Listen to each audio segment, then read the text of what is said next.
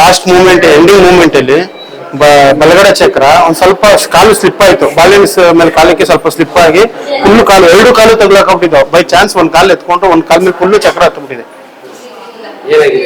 ಕಾಲು full fracture ಆಗ್ಬಿಟ್ಟಿದೆ. Full patients ಇರ್ಬೋದು sir. ತಲಾಂತರದಿಂದ ನಾವು ರಥೋತ್ಸವ ಮಾಡ್ಕೋತಾ ಇದೀವಿ ಸರ್. ಯಾವತ್ತು ಏನೂ ಆಗಿಲ್ಲ. ಅನ್ಎಕ್ಸ್ಪೆಕ್ಟೆಡ್ ಇವತ್ತು ಈ ಸಾರಿ ಒಂದು ಚಕ್ರ ಕಾಲ್ ಮೇಲೆ ಹತ್ತಿದೆ ಸರ್. ರೇವಣಸಿದ್ದೇಶ್ವರ ಬೆಟ್ಟದಲ್ಲಿ ಲಾಸ್ಟಿಂಗ್ ಮೇನ್ ಎಂಡಿಂಗ್ ಮೂಮೆಂಟ್ ಅಲ್ಲಿ ಸರ್.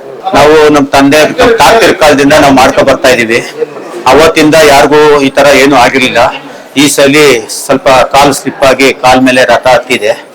ಹಂಗಾಗಿ ನಾವು ಇವಾಗ ಇಲ್ಲಿ ಘಟ್ಟ ಬಂದಿದ್ದೇವ್ರಿ. ತೇರಿಂದ ನಾವು 50-60 ವರ್ಷದಿಂದ ನಾವು ಮಾಡ್ಕೊ ಬರ್ತಾ ಇದ್ದೀವಿ.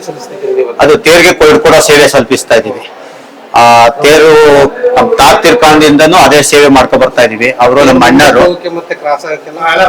ಎಲ್ಲದಕ್ಕೂ ನಮ್ದೇನೆ.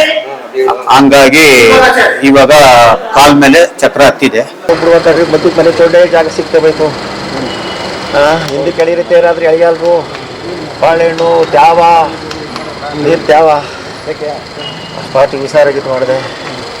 ಏನಕ್ಕೆ ಅದು ಎಳ್ಕೊಬಿಟ್ಟು ಎರಡು ಕಾಲು ಹೋಗ್ಬಿಡು ಎಳ್ಕೊಬಿಟ್ಟೆ ಹುಷಾರು ಜಾಗ ಸಿಗ್ತವೈತಿ. ಏನು ಮಾಡಿದ್ವಿ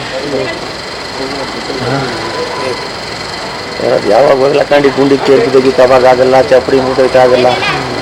ಸಮಜ ಆಗದೆ ಲಾಸ್ಟಲ್ಲಿ ಹೇಳ್ಬಿಡ್ತು. ಹಿಂದಕ್ಕೆ ತೇರು ಹೇಳಿದ್ರೆ ಏನೂ ಆಗುತ್ತಿಲ್ಲ. ಎಳೆದೇ ಹೋದ್ರು ನಿಂತ ಜನ ತಿರುಗಿಸ್ಕೊಂತಾರೆ. ಏನು ಬ್ರೇಕ್ ಇದೆ ಅಲ್ಗಲ್ಲಣ್ಣ. ಅವ್ರಿಗೆ ಹಸ್ಕೋಬೇಕಾಯ್ತು